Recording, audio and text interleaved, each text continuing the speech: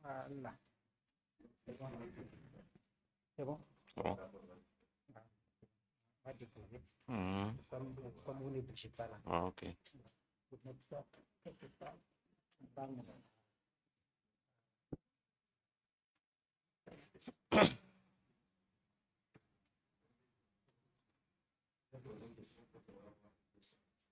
Allô? Allô? C'est bon? Allô? On se retrouve.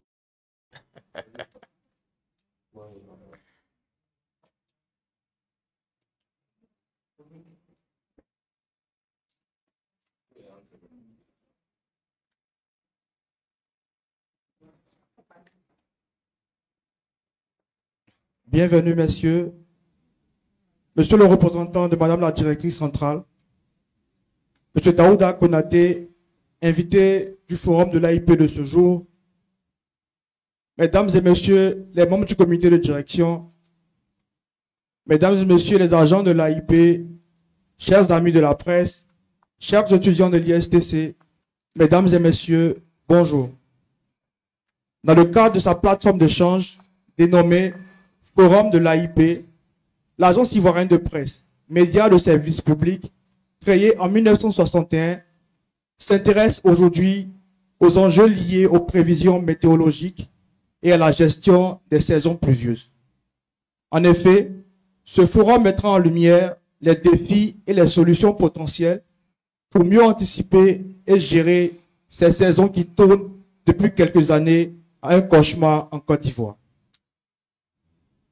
Le forum de l'AIP de ce jour sera animé par M. Daoud, directeur de la météorologie nationale à la SODESA. Il reviendra sur le thème suivant: prévision météorologique et gestion des saisons des pluies, enjeux et solutions pour la Côte d'Ivoire. Mais avant de rentrer dans le vif du sujet, nous allons permettre à monsieur le représentant de Madame la directrice centrale, M. Yao Aoutou, conseiller technique, de dire son mot de bienvenue.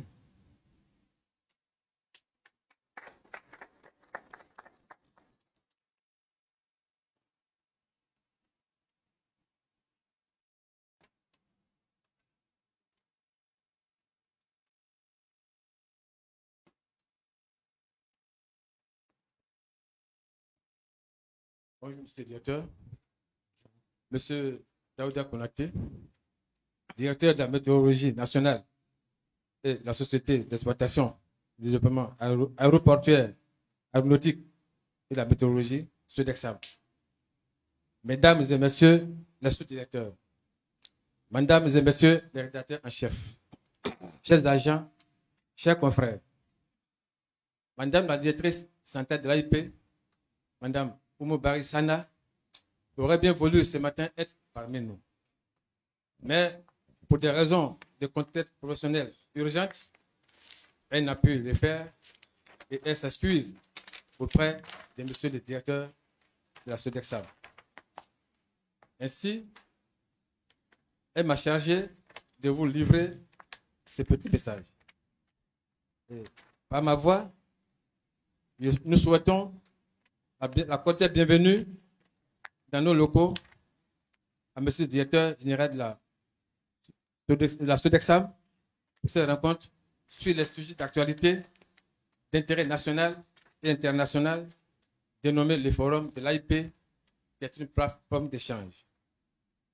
Ce matin, nous sommes réunis ici pour échanger avec lui sur les caractéristiques de la saison des pluies de cette année 2024 et voir les précautions à prendre face à ces phénomènes météorologiques de grande importance. Nous savons tous, la saison des pluies est un moment essentiel pour le pays. En effet, elle apporte la vitalité à nos terres, nourrit nos cultures et remplit nos barrages hydrauliques. Cependant, cette année, nous faisons face à des défis particuliers d'une ampleur inouïe, des fortes pluies qui créent des éboulements, inondent les voies de circulation, détruisent les ouvrages et pire, provoquent des pertes en vie humaine.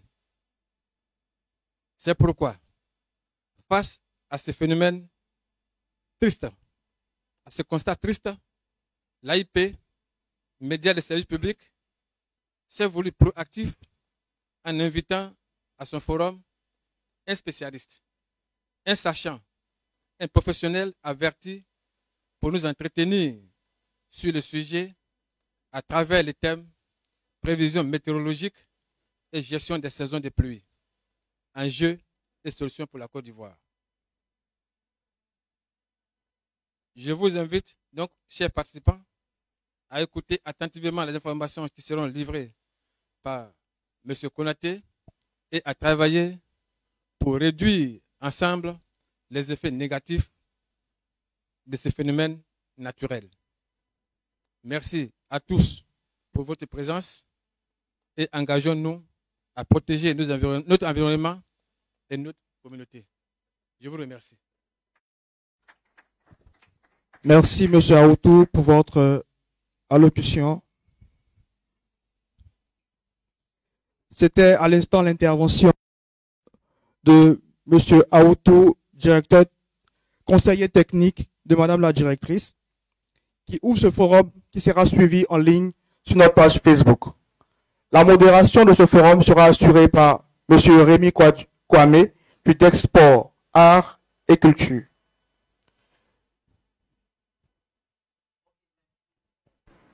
Vous m'entendez, c'est bon? Voilà, merci monsieur le maître de cérémonie. Monsieur le directeur, Ouais. bonjour. Bonjour. Bienvenue à l'AIP. Merci. Nous recevons monsieur Daouda Konaté, directeur de la météorologie nationale de Côte d'Ivoire. Et nous allons parler de saison de pluie.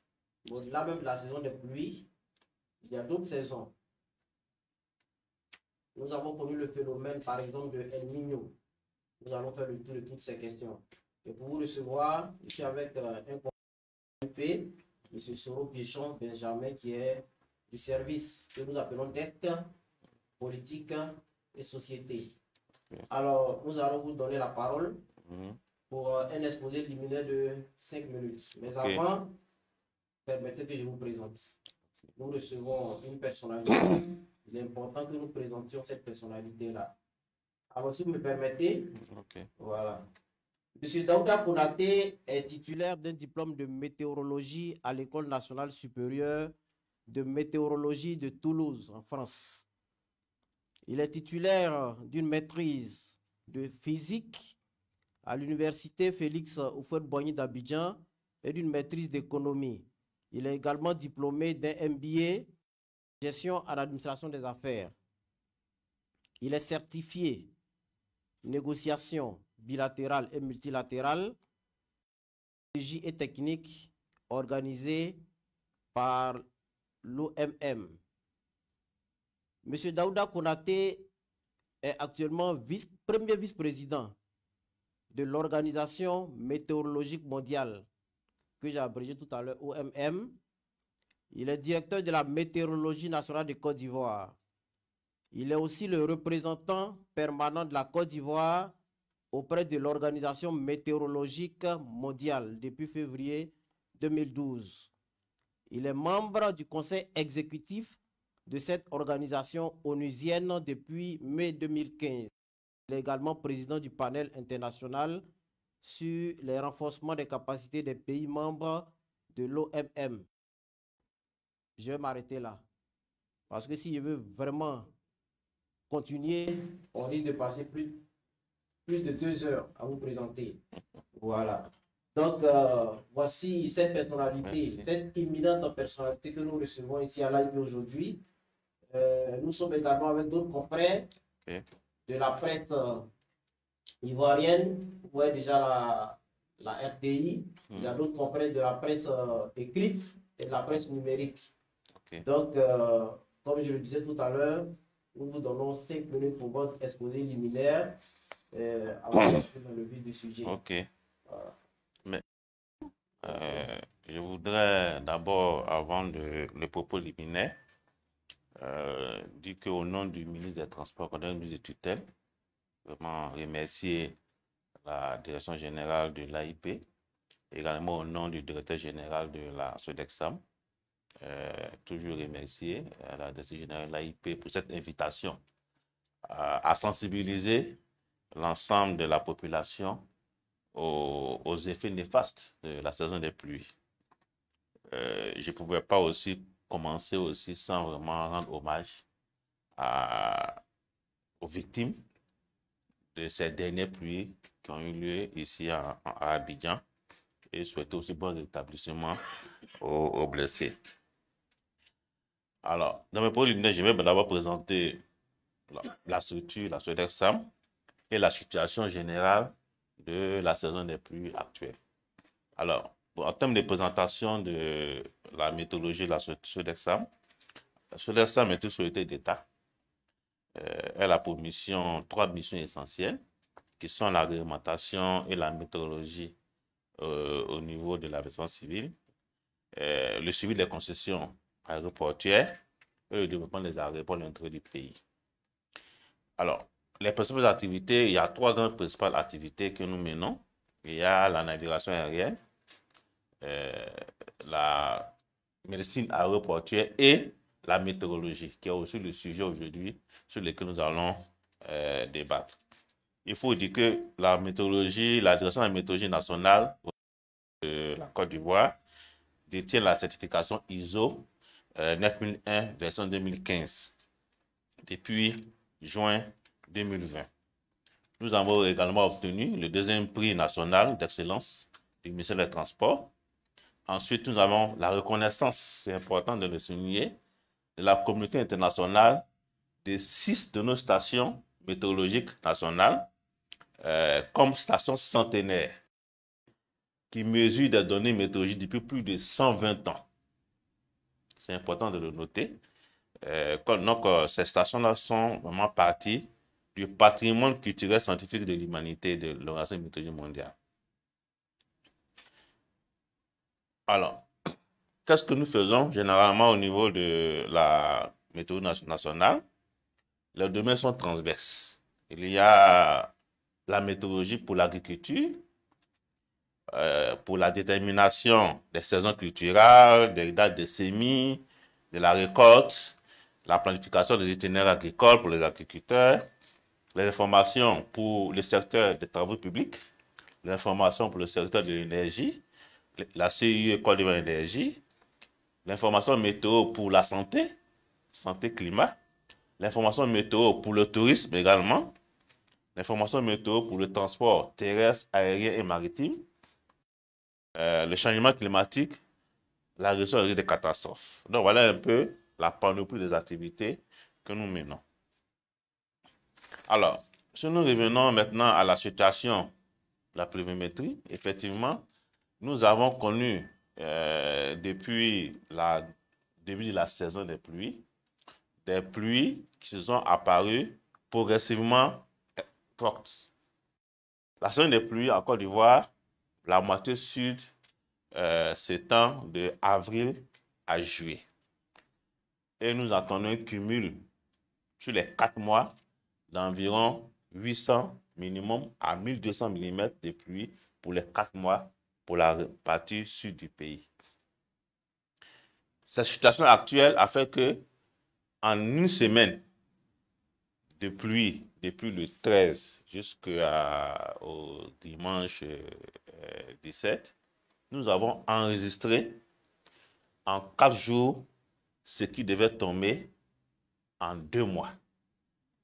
C'est la raison pour laquelle nous avons connu ces débordements que nous savons tous, qui est malheureusement engendré des décès et beaucoup de blessés. Au niveau, ça c'est la partie vraiment sud du pays. Au niveau de la partie nord du pays, nous avons enregistré également des quantités de pluie à travers, parce que nous faisons les prévisions pour l'ensemble du pays également. Nous avons enregistré pour la moitié sud, Gagnoua, Yamsoko, Demboko, environ 430 mm de pluie. Quand on dit millimètres de pluie, c'est-à-dire 100 mm de pluie équivaut à 10 cm sur 1 mètre carré. Pour permettre de mieux comprendre la hauteur de pluie qui peut tomber. 100 mm de pluie correspond à 10 cm de pluie de hauteur sur 1 mètre carré. Donc, si vous faites la multiplication sur une grande surface, vous allez voir un peu la quantité de pluie qui peut tomber. Dans le nord, on a enregistré environ 160 mm de pluie de plus qu'aujourd'hui. Donc, je dis pour le littoral, en plus d'une semaine que nous avons connue, nous sommes aujourd'hui à 600 mm environ. Donc, vous voyez qu'on est presque arrivé au record, enfin, à la moyenne de 800 mm que nous attendions.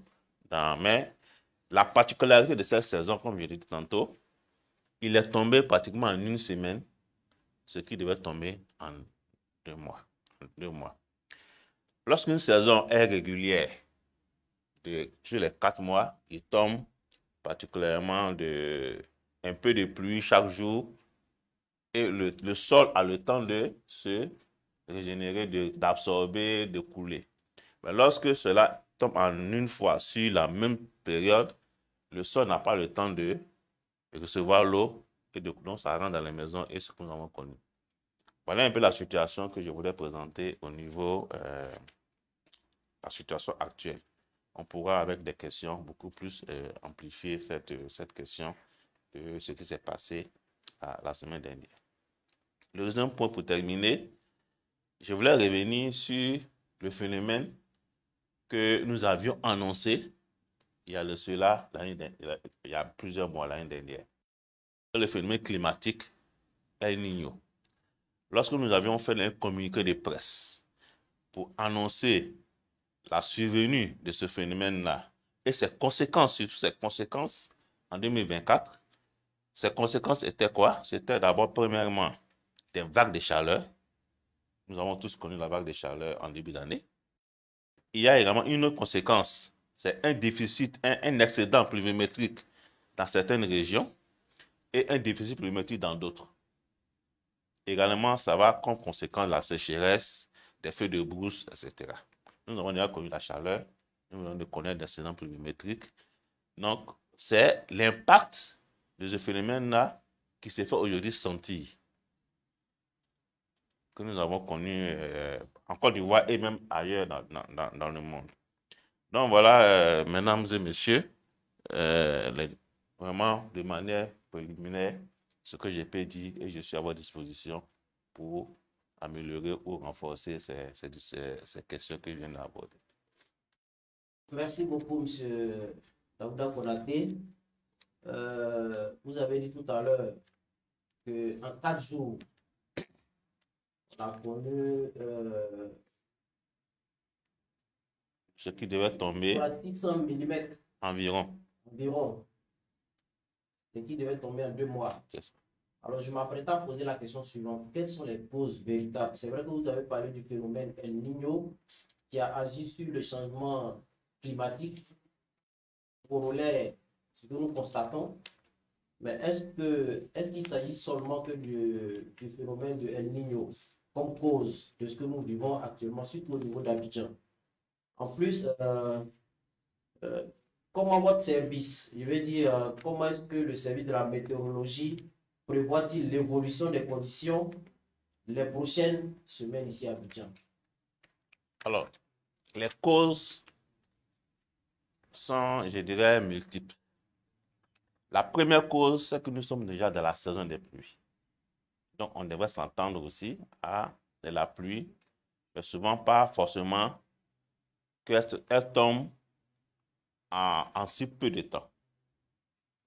Donc, l'une des premières causes, c'est que nous sommes en plein pied dans la saison. Et nous avons toujours dans nos communiqués antérieurs, nous avons indiqué que le mois de juin est toujours le pic de la saison en Côte d'Ivoire, dans la partie sud du pays. Légèrement en avril, mais en juin, on atteint un pic et après, cela redescend. Au mois de juin, nous sommes en mois de juin, donc nous sommes dans un pic de saison. Le deuxième élément, facteur qui peut, cette quantité de pluie que nous avons connue, c'est si vous vous rappelez, depuis le début de la saison, il est tombé des pluies, mais les quantités de pluie n'ont pas dépassé pratiquement 50 mm par jour. Alors qu'au-delà de 50 mm, l'alerte commence à être donnée. Tout ce qui est tombé à moins de 50 mm. Donc forcément, comme j'ai dit, c'est comme pour essayer d'imager, la quantité, il y a une quantité de pluie qui doit tomber pendant le mois, la saison des pluies. Minimum 800, maximum 1200 mm. S'il tombe des petites pluies au début de la saison, il faut toujours s'attendre à ce que les quantités fortes arrivent pour combler la quantité de pluie qui est attendue. Et cela peut se faire soit sur 2 mois ou sur 3 jours. Et c'est ce qui est arrivé. Donc voilà un peu l'explication vraiment de cette situation pluviométrique que nous avons connue. Soro? Ah oui, qu'est-ce que nous faisons au niveau de la solaire SAM? Alors, d'abord, nous mobilisons toute une équipe. Nous avons près d'une 50aine d'agents que nous mettons en alerte dès le mois de janvier. Enfin, disons toute l'année, je dirais. Pour surveiller le temps. Les mesures qui sont faites, nous avons des experts à l'intérieur du pays qui mesurent H24, 7 jours sur 7, la surveillance du territoire national en termes de pluviométrie. Nous travaillons H24, 7 jours sur 7. Les données sont recueillies et sont traitées. Mais en période de saison des pluies, nous mobilisons les équipes, H24 toujours, nous mobilisons les prévisionnistes, H24, nous mobilisons l'ensemble de nos systèmes de mesures. Enfin, nous maintenons l'ensemble de nos systèmes de mesures à l'État pour comptabiliser la quantité d'eau qui arrive. Nous faisons des réunions de coordination avec la protection civile, le centre d'information gouvernementale, les sapeurs-pompiers. Enfin, nous sommes membres d'un comité interministériel de gestion des crises, des catastrophes. Donc, ce comité se réunit avant la saison, et puis en cas de crise et après la saison pour les relèvements. Donc, ce comité se met en place et les réunions régulières sont faites pour informer, sensibiliser, donner des alertes aux populations. Ça, c'est les actions que nous menons pendant la saison des pluies. Monsieur le directeur, on sait l'année passée, vous avez joué un rôle crucial. Grâce à vous, la CAN a été déplacée de juin en janvier. Mais les gens se demandent pourquoi vos services n'ont pas vraiment mobilisé ou bien informé à temps les populations pour que cette catastrophe que nous venons de vivre soit évitée. Mais alors, merci. Effectivement, nous avons fait des conseils pour la saison des pluies.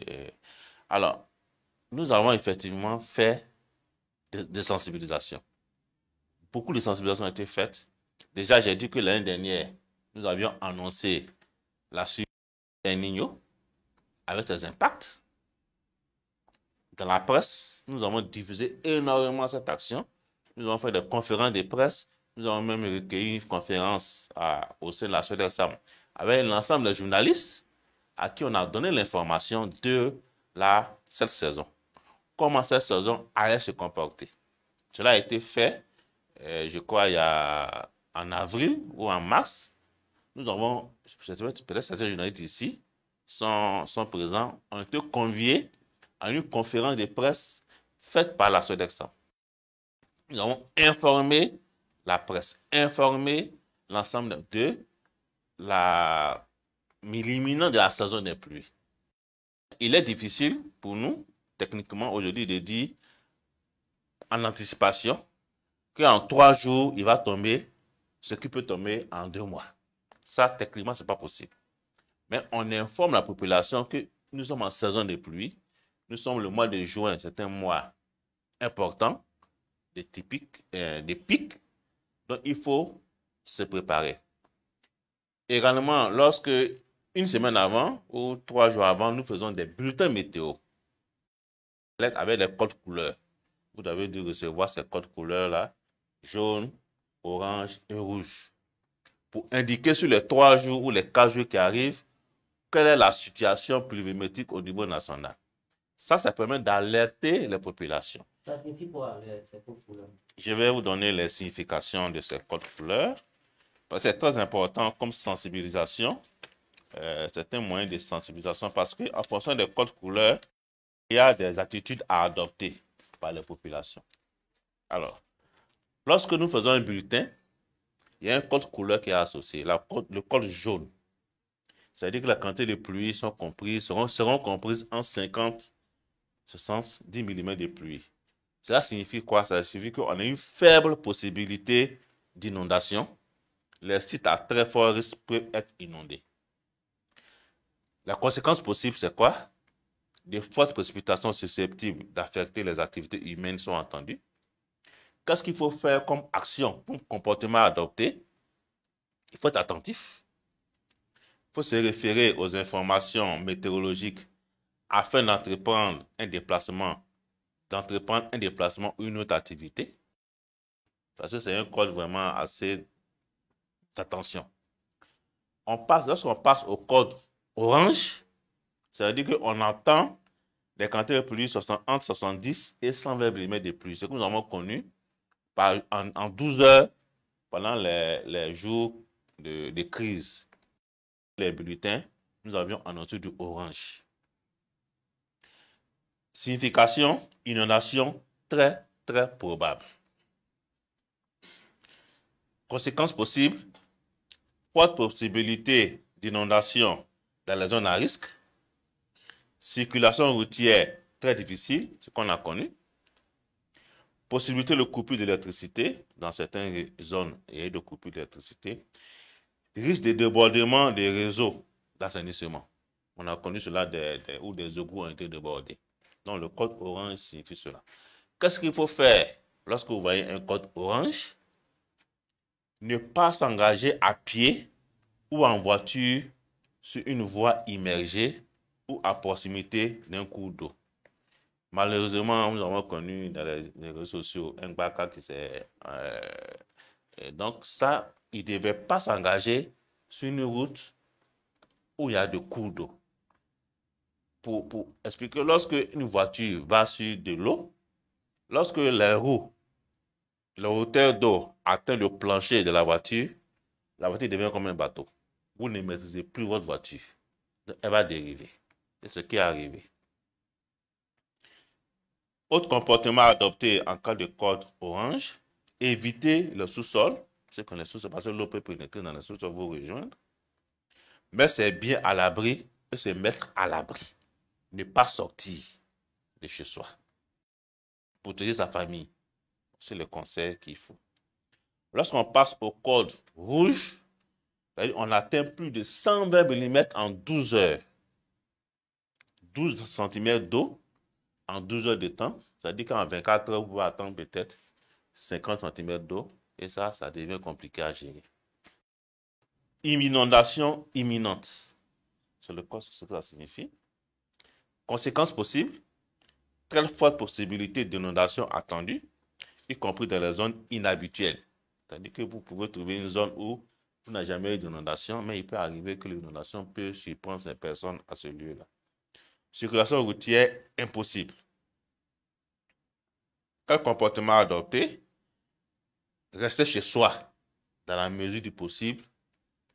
Garer les véhicules dans les zones les plus sûres. Si vous garez vos véhicules devant votre maison, ça peut être emporté par l'eau.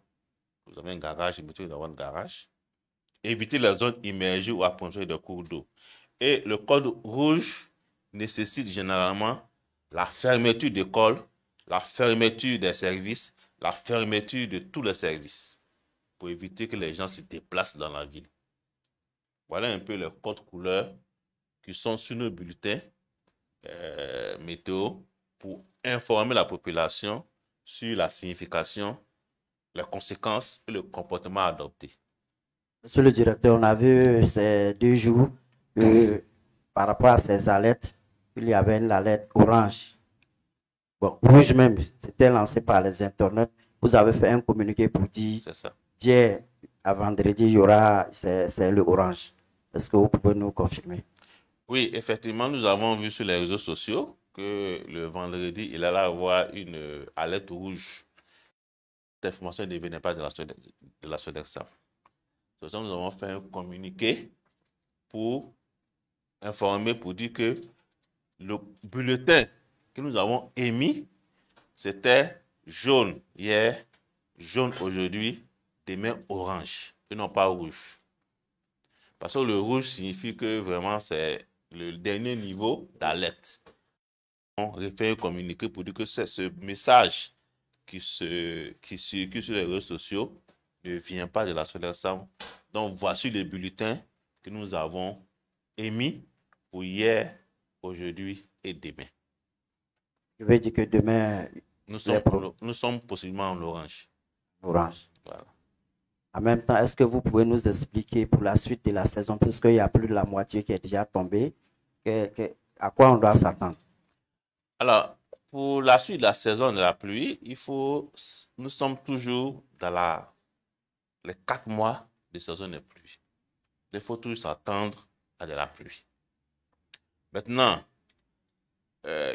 comme je l'ai dit tantôt, il est difficile de vous dire dans une semaine quelle est la quantité de pluie maximale qu'on peut avoir. On a des tendances qu'on donne généralement, mais jusqu'à la semaine prochaine, on peut à 100, 120, 130. En cumul d'une semaine. Mais il est difficile de dire tel jour il va avoir telle quantité de pluie. On a des indicateurs, mais c'est des indicateurs sur lesquels nous travaillons pour pouvoir faire les bulletins que nous faisons. Donc aujourd'hui, ce que je peux dire, jusqu'à la fin de ce mois, il faut être vigilant, être en alerte, il faut s'informer sur les informations météorologiques qui sont diffusées par la météo nationale. Monsieur le directeur, souvent les populations, mais la période dit tel jour il va pleuvoir, souvent on n'a pas la pluie. Est-ce que vous pouvez nous expliquer comment le processus est élaboré? Alors, d'abord, pour dire qu'il ne va pas pleuvoir, il va pleuvoir, je pense qu'aujourd'hui, tout ce que nous avons émis comme bulletin, ce n'est pas pour lancer la fleur à mes collaborateurs, mais je pense que le travail a été bien fait. Nos alertes sont justes. Nous essayons de rendre beaucoup plus fiables nos informations météo. Maintenant, comment cela est produit? Il est important que les gens sachent comment l'information météo est, je dirais, produite pour être diffusée. Il y a en généralement 5 grandes étapes dans le processus. Donc, nous mobilisons d'abord, il y a la première étape qui est importante, c'est la surveillance. Nous avons, à l'intérieur du territoire, dispatché un certain nombre de mesures, d'instruments de mesure, où nos agents font des mesures régulièrement H24. Nous surveillons le territoire national H24, 7 jours sur 7, pour connaître quelle est la situation météorologique qui arrive. Les informations sont recueillies à notre base ici à Abidjan. La deuxième étape est traitée, contrôlée et mise à disposition. Maintenant, lorsqu'on connaît, ça c'est ce qui a été mesuré aujourd'hui, si on veut faire une projection sur une semaine, les données sont injectées dans un programme informatique très puissant qui va simuler l'état de l'atmosphère pour les jours à venir. Et ces programmes-là nous avons des programmes, les modèles qu'on appelle les modèles météorologiques, qui sont conçus pour simuler le temps qu'il va faire. Ces informations, après la simulation, les informations qui sont recueillies, nous les traitons, nos prévisionnistes font les analyses et diffusent l'information aux populations, aux autorités, à tous les secteurs d'activité, pour ce que j'ai cité. Il n'y a pas que les alertes que nous faisons beaucoup d'autres choses derrière, dans tous les secteurs d'activité qui ont besoin de l'information météo pour se développer. Alors, monsieur le directeur, comment vous planifiez la gestion de l'eau par rapport aux activités agricoles, surtout avec le phénomène du changement climatique qui est en train de bouleverser les saisons traditionnelles que nous connaissons? Ok, alors le secteur agricole est un secteur très consommateur de l'information météo. C'est pour cela que nous avons un service dédié d'environ dédié uniquement au secteur agricole. Nous faisons régulièrement des bulletins des météo agricoles qui sont diffusés à nos partenaires qui sont la NADER, le FICA, pour aller vers les agriculteurs. Mais en plus de cette information, nous faisons des campagnes de formation, de sensibilisation sur le terrain. Depuis le début de l'année, nous avons déjà organisé près de 5-6 campagnes de sensibilisation dans les régions pour former les agricultrices, les agriculteurs à utiliser l'information météo dans leur activité. C'est-à-dire, nous leur expliquons à quelle date il faut s'aimer, à quelle date il faut récolter, à quelle date il faut utiliser les engrais, enfin, à quel moment il faut travailler pour améliorer votre productivité en fonction du temps qu'il va faire. Et ça, ces campagnes de formation, de sensibilisation sont organisées régulièrement. Même la semaine prochaine, mes équipes iront à Bouna sensibiliser les agricultrices et les agriculteurs sur cela. Donc, en plus des bulletins que nous diffusons régulièrement chaque 10 jours à nos partenaires ANADER pour diffuser, nous-mêmes, nous faisons sur le terrain des actions de formation. Nous distribuons souvent des instruments de mesure même aux agriculteurs. Nous avons distribué il y a quelques années près de 2000 instruments de mesure de pluie aux agriculteurs et les former à utiliser cette information. C'est vrai, on ne peut pas toucher individuellement tous les agriculteurs. Nous faisons des formations groupées dans les régions. Mais il appartient maintenant aux structures d'encadrement qui sont en contact permanent avec ces agriculteurs-là à relayer l'information météo que nous diffusons. Nous allons aller plus loin dans les années à venir, dans les mois à venir. Nous allons développer une application digitale pour tout agriculteur qui aura une application digitale pourra avoir l'information météo en temps réel à son niveau. C'est pourquoi, monsieur le directeur, il y a quelques mois de cela, il me souvient que vous avez parlé de la décentralisation de vos services en vous appuyant sur les collectivités locales, à savoir les conseils régionaux surtout. Qu'en est-il à l'heure actuelle? Alors, ça rentre dans cette stratégie, rentre dans le cadre d'un projet du gouvernement de renforcer les capacités, de moderniser les capacités de la météo nationale. Ce que nous avons en projet, c'est de pouvoir installer dans chaque région administrative une station de mesure climatique. Donc, dans un an et demi, chaque région administrative de la Côte d'Ivoire sera dotée d'une station de mesure climatique et météorologique. pour pouvoir recueillir l'information, connaître l'état du climat de la région.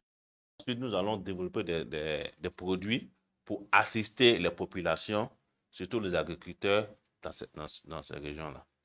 Dans le cadre de ce même projet qu'on appelle le projet Vigiclim, nous allons, pour la ville d'Abidjan surtout, nous allons acquérir un radar météorologique qui va permettre d'anticiper depuis quoi? Aujourd'hui, nous avons des alertes à 3 heures, 4 heures.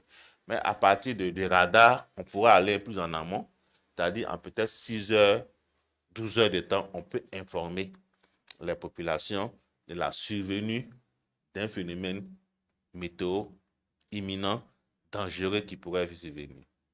Également, dans le cadre de ce projet, nous allons construire un centre national d'alerte précoce pour pouvoir vraiment coordonner l'ensemble des alertes qui sont émenées vers les populations, vers moderniser notre système actuel à travers ce projet de modernisation de notre capacité. Pour les 30 stations, les 31 stations de chaque région acquises, elles sont déjà là. Nous allons commencer à les déployer à l'intérieur du pays. Donc tout ça, ça permet d'aller vers les collectivités, connaître l'état du climat de ces collectivités et développer des produits pour leurs activités. Et surtout, pas seulement les agriculteurs, mais l'ensemble des secteurs tels que l'énergie, la santé, les travaux publics, tous ces secteurs-là, nous informons dans ces secteurs-là en termes d'information météo. Monsieur le directeur, je voulais voir, est-ce que vous avez un retour sur le terrain concernant les agriculteurs qui utilisent les prévisions? Est-ce que vous avez un retour? Est-ce que les productions sont bonnes? Oui, nous avons fait un projet dans ce sens une fois, il y a quelques années, où nous avons fait un projet pilote entre des agriculteurs qui utilisent l'information météo et d'autres qui n'utilisaient pas. Ceux qui utilisent l'information météo ont amélioré leur production. Donc, de plus en plus, nous avons des retours positifs de ces agriculteurs qui utilisent l'information météo pour améliorer leur production. Parce que si vous n'utilisez pas l'information météo pour votre activité agricole, l'activité agricole en Côte d'Ivoire est pluviale. Si vous n'utilisez pas l'information météo pour planifier votre activité, vous allez perdre de l'argent, vous allez perdre de l'activité, vous allez perdre de l'énergie. Donc, nous conseillons beaucoup et ces agriculteurs qui utilisent l'information-là ont des retours positifs. Puisque nous le faisons dans le cadre de certains projets, lors des suivis et évaluations, nous avons des retours positifs de ces agriculteurs-là qui sont heureux, qui demandent même plus, que nous serons beaucoup plus sur le terrain. Mais nous ne pouvons pas être partout sur le terrain. Nous avons quand même c'est difficile pour nous d'être partout sur le terrain, mais nous travaillons avec des partenaires tels que l'ANADER, le FICA et d'autres structures agricoles qui sont sur le terrain. Ok, monsieur le directeur, nous avons plusieurs cours d'eau en Côte d'Ivoire, notamment les fleuves. Mais on a constaté que ces cours d'eau-là ne profitent pas véritablement aux planteurs. On pourrait même dire que nous avons des châteaux qui ont soif. Alors, comment est-ce que vous expliquez cela? Et comment est-ce que vos services peuvent rentabiliser ces cours d'eau-là au profit de vos planteurs? Alors, la gestion des cours d'eau ne relève pas de mon service. Elle relève du ministère de la Direction générale des ressources en eau. Mais ce que nous faisons dans le cadre des cours d'eau, nous avons deux acteurs majeurs. D'abord, nous émettons ce qu'on appelle des bulletins de vigilance crue. C'est-à-dire, quand vous avez des cours d'eau, les villages qui sont le long des cours d'eau, nous pouvons donner l'information que, attention, ce cours d'eau risque de déborder. Donc, faites attention, quittez vos villages en attendant que le cours d'eau. Ça, nous le faisons. Deuxième élément, nous travaillons sur le cours d'eau pour le secteur de l'énergie. Nous donnons une information au secteur de l'énergie sur le niveau de remplissage des barrages. Nous avons une convention aujourd'hui avec Côte d'Ivoire Énergie. Nous leur donnons les niveaux de cours d'eau qui doivent permettre à eux de planifier la production d'électricité en fonction des niveaux d'énergie, pardon, des niveaux d'eau dans les barrages. Ça, ce sont les deux actions que nous menons. Mais au niveau de l'approvisionnement en eau des populations, vraiment, ce n'est pas notre domaine d'activité. Vous avez touché un point important. On constate que généralement, lorsque les fleuves sont en crue, il y a presque des villages entiers qui sont sous l'eau. C'est ça. Même des plantations sont détruites. Je prends un cours d'eau tel que le Nzi, qui passe chez moi à Bongonou, la Komoé et même la Nyebi. C'est ça. Voilà, ces trois cours d'eau là, surtout le Nzi et la Nyebi, très souvent, surtout en cette saison de pluie, débordent et envahissent les villages et les plantations. À ce niveau, quel est votre rôle? Alors, notre rôle à ce niveau, c'est nous développons un produit qu'on appelle la bulletin vigilance crue, que nous diffusons aux acteurs de gestion de ce cours d'eau. Est-ce que vous allez vers la population? Oui, nous venons de terminer un projet dans la région de Bondoukou, pardon, sur la Volta. La Volta qui couvre en même temps son affluent qui est la Komoé. Nous avons développé des produits d'assistance des populations sur ce cours d'eau-là. Il y a eu même il n'y a pas longtemps un atelier avec des populations, le village de Sangabili, voilà, où nous avons installé un équipement, nous avons formé les villageois, nous avons des points focaux à qui nous pouvons envoyer l'information en urgence pour que le chef du village prenne les dispositions et secourir les populations au cas où le cours d'eau de la Komoé puisse déborder. Nous sommes aujourd'hui en discussion avec la Croix-Rouge de Côte d'Ivoire, dans le cadre d'un projet également, pour assister en alerte précoce les débordements des fleuves.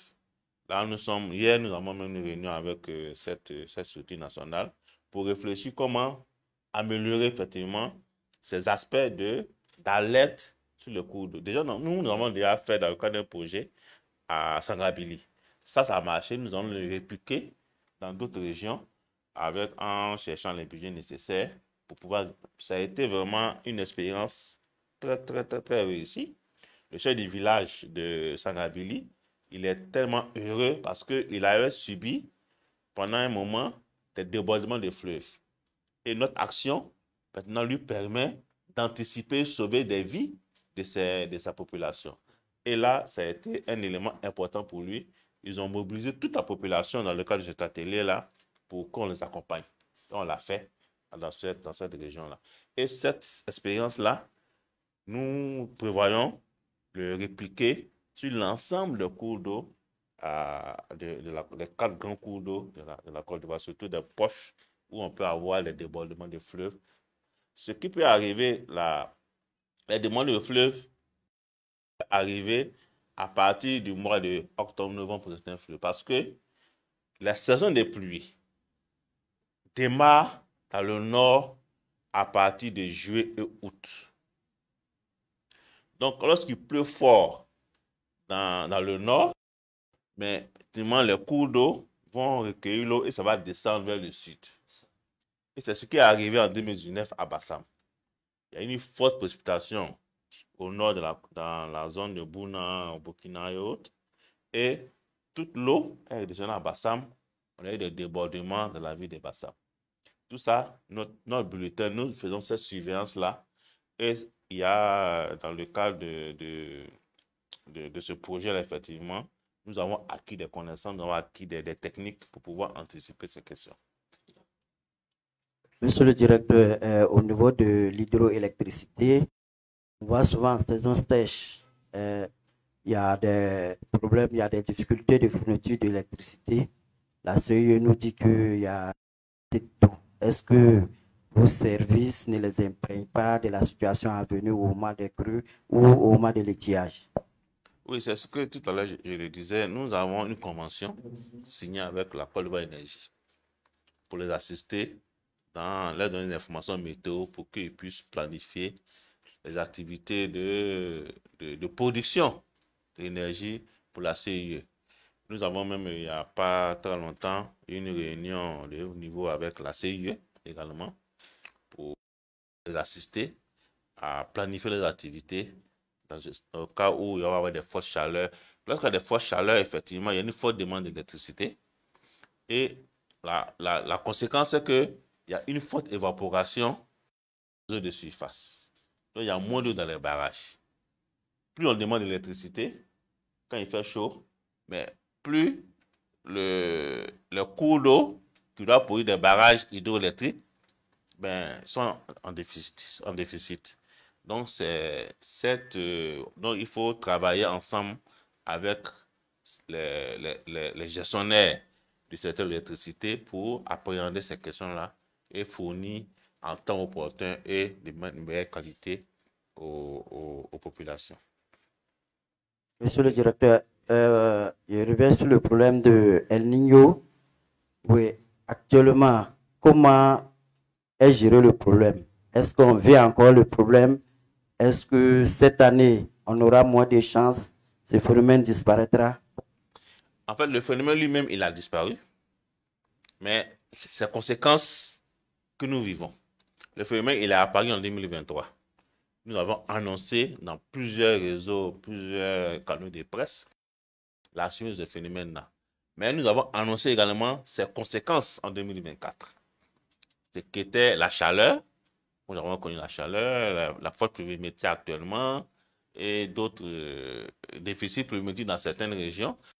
J'ai oublié de vous dire, c'est qu'actuellement, il y a des déficits pluviométriques dans le centre de la Côte d'Ivoire et dans le nord de la Côte d'Ivoire. Je peux vous donner des chiffres.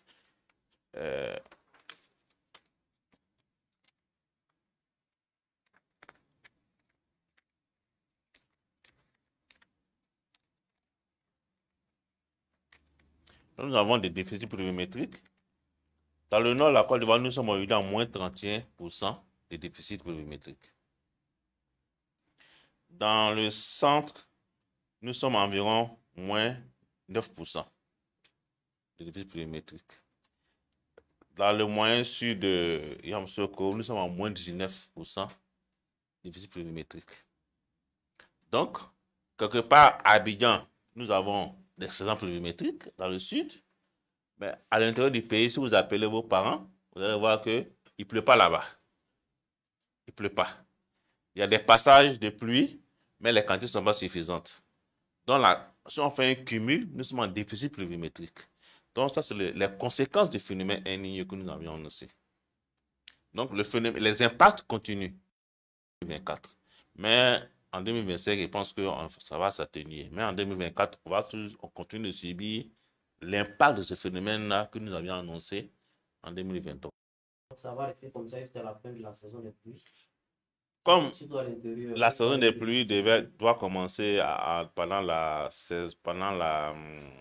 au mois de juin, juillet au nord, mais dans les tendances que nous avons annoncées pour la deuxième partie de la saison des pluies, la tendance sont déficitaires. Donc, on s'entend, même si c'est comblé, ça ne va pas aller excédentaire. Ça, c'est important à savoir aussi. On ne sera pas en excédentaire au niveau parce que les tendances générales dans la partie ouest africaine en général et même dans la Côte d'Ivoire, nous sommes en tendance déficitaire dans la partie nord du pays actuellement et peut-être dans les mois à venir. Alors, monsieur le directeur, excusez, finissez. Oui, ça veut dire que je pense que qui travaillent un peu à l'intérieur constatent déjà ce déficit pluviométrique-là dans beaucoup de régions. Donc, ça veut dire qu'aujourd'hui, ce que nous avions annoncé se passe. Nous allons revenir à Abidjan, puisque c'est ici que nous connaissons, que nous avons connu le pic la semaine dernière. Et nous sommes encore en pleine saison des pluies. Alors, dernièrement, il y a eu des démolitions, des déguerpissements, et nous avons ouï dire que c'est suite à vos informations que vous travaillez en étroite collaboration avec le Abidjan, est-ce qu'il y a encore des zones à risque que le district devait être démoli ou déguerpi en fonction de vos prévisions? Alors, nous sommes directement concernés par les questions de déguerpissement. Mais ce que je peux dire, nous travaillons dans le cadre d'un comité interministériel de gestion des crises où la protection civile identifie les zones à risque. Et il travaille, je pense aussi, en étroite collaboration avec le district d'Abidjan. Nous ne travaillons pas en étroite collaboration avec le district d'Abidjan. Nous travaillons en amont du processus. Maintenant, le comité interministériel va, avec toutes les structures nationales de gestion des catastrophes, il travaille pour identifier effectivement, pour protéger les populations. Parce que le message du gouvernement, c'est zéro mort. Malheureusement, nous avons connu des décès, mais l'objectif du gouvernement était de zéro mort. Dans le cadre de ce comité qui travaille vraiment d'arrache-pied, où toutes les structures sont impliquées, qui travaillent pour pouvoir vraiment réduire ou disons supprimer les morts, nous travaillons dans ce comité-là en étroite pour vraiment faire face aux effets néfastes de la pluie. Ce que je veux dire, est-ce que vous êtes à l'origine de la détermination des zones à risque ici à Abidjan? Non, nous ne sommes pas à l'origine. Ça, c'est le travail de l'Office national de protection. Ok.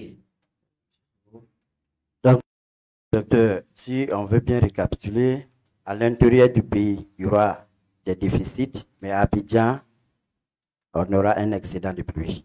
Oui, à Abidjan, nous avons déjà cet accident de pluie que nous avons connu déjà. C'est vrai qu'on n'a pas encore atteint le seuil minimum attendu. Aujourd'hui, on a enregistré depuis la saison des pluies 600 mm de pluie. Donc, c'est encore environ 200. Nous sommes à la moitié, vous avez parlé de 1200, nous sommes à 600. Voilà, nous sommes à la moitié. Donc, on peut s'attendre encore à des pluies, à beaucoup de pluies. Mais il faut relativiser aussi souvent ces questions. Il y a une quantité de pluie attendue. Il y a tombé une quantité de pluie, mais on peut ne pas atteindre forcément. C'est une moyenne qui est donnée 800 mm. Nous sommes aujourd'hui à 600 mm pour atteindre les 800 mm de minimum. Donc, on attend encore quelques pluies. Mais, comme je dis, globalement, dans la tendance globale au niveau national, au nord, on a beaucoup de déficits. En Côte d'Ivoire, avec ces pics qu'on a eus, on a quand même fait un pas vers combler le déficit de pluviométrie et malheureusement, ça ne s'est pas fait comme prévu, c'est-à-dire c'est venu plutôt en 3 jours que de venir en 2 mois. En 2 mois, comme vous l'avez dit. C'est ce qui a créé ces difficultés que nous avons connues.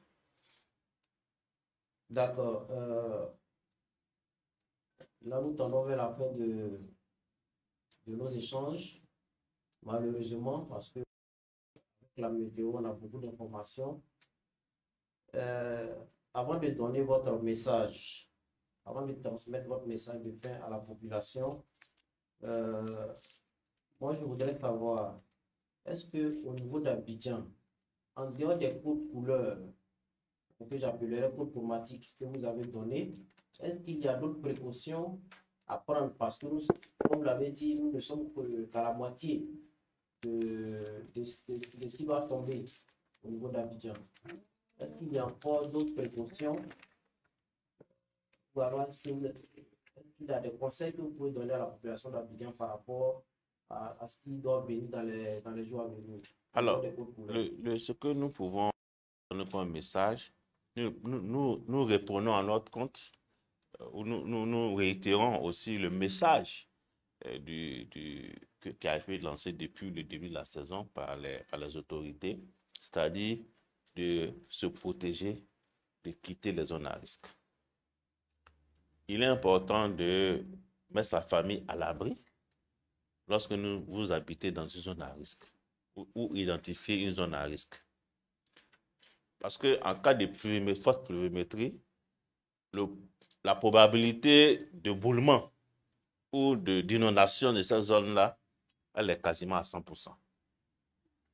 Donc, il est important, nous réitérons encore le message des autorités et invitons les populations au civisme aussi, puisqu'il ne faut pas boucher les caniveaux. La plupart de nos caniveaux sont bouchés par les déchets. Nous invitons les populations au civisme, à protéger les canaux d'évacuation d'eau, à se mettre à l'abri, à prendre toutes les dispositions nécessaires vraiment à, à se protéger soi-même et à protéger sa famille et à protéger les autres. Parce que lorsque vous bouchez un caniveau, vous mettez en danger vous-même et les autres. Donc nous invitons vraiment la population à ce civisme-là et à écouter et à mettre en application le message des autorités en cette saison des pluies. Voilà un peu le message. Aussi, je voulais aussi profiter pour dire que, étant donné que les informations météo sont en amont de l'action, anticipation d'action, nous invitons aussi la population à s'approprier les informations météo que nous diffusons. Il ne faut pas dire que l'information météo n'est pas juste. Il faut la prendre en compte et prendre les actions par la suite. Donc, j'invite les populations à s'informer sur nos bulletins, à regarder les codes couleurs sur les bulletins en vue des actions à entreprendre, à pouvoir aussi se protéger elle-même et à protéger les autres en cas de cette saison de pluie. Être beaucoup prudent, ne pas s'engager sur des voies inondées, sinon ça peut être catastrophique. Ok, monsieur le directeur, c'est puis un réel plaisir pour nous de vous recevoir dans nos locaux. Merci beaucoup. Merci pour toutes ces informations. Nous espérons vous revoir ici encore pour d'autres informations, pour d'autres échanges. Merci beaucoup. Monsieur le MC, je pense qu'on a terminé, vous avez la parole. Merci Rémi Kwame, merci Soro Péchon pour la conduite de ces échanges. Merci à notre invité, M. Daouda Konaté, pour ses propos qui nous aident à comprendre les réalités de la météo. Je voudrais vous inviter à le saluer une fois de plus par des applaudissements.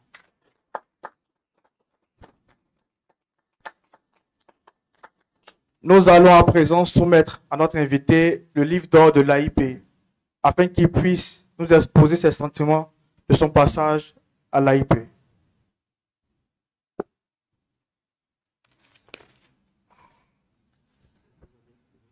Voilà, je crois que j'ai un stylo. J'ai un stylo. Je sais pas si je vais écrire. Monsieur le directeur, le livre d'or est une tradition à l'AIP qui permet de garder en souvenir votre passage. Après la signature du livre d'or, le directeur va nous lire ce qu'il a pu écrire comme sentiment. Et je voudrais aussi remercier la presse, l'Inter, la RTI, remercier aussi la délégation de M. Daouda Konaté, remercier tous les internautes qui nous suivent en ligne. Et je voudrais vous inviter à nous suivre sur la page Facebook de l'AIP, sur nos réseaux sociaux et de visiter notre site internet www.aip.ci. Nous voulons aussi dire merci à nos étudiants de l'ISTC qui ont fait le déplacement.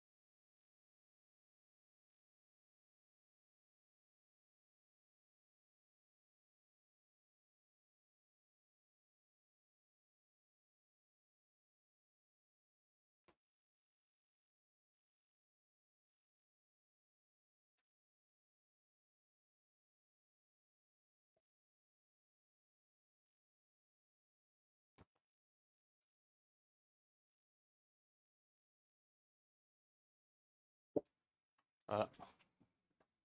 Vous pouvez lire. Ah, ok. Bon, je voudrais vraiment remercier l'AIP pour cette invitation à sensibiliser la population en cette saison des pluies. Nous serons toujours disponibles pour apporter notre contribution pour l'information météo aux populations afin de sauver des vies et des biens. Ça, c'est le message vraiment de sauver des vies et des biens. Merci, monsieur le directeur. Après la signature du livre d'or, nous allons passer à la remise du cadeau à monsieur Daouda, Konaté par monsieur Aoudou.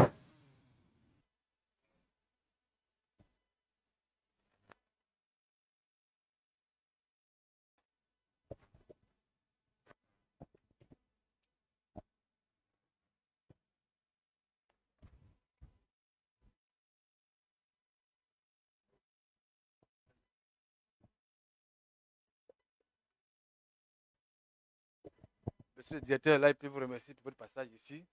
Et au nom de madame la directrice, je vous offre ce cadeau symbolique. Je vous dis une fois de plus d'être venu nous assister.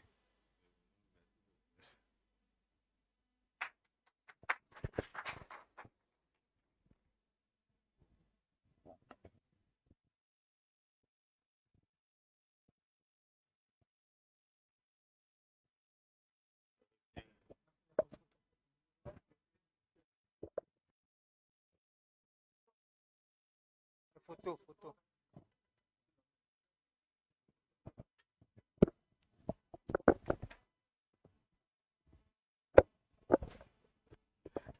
Nous allons passer à la séance photo de monsieur le directeur et les journalistes. Ensuite, la délégation de monsieur Daouda va rejoindre le pupitre pour la photo.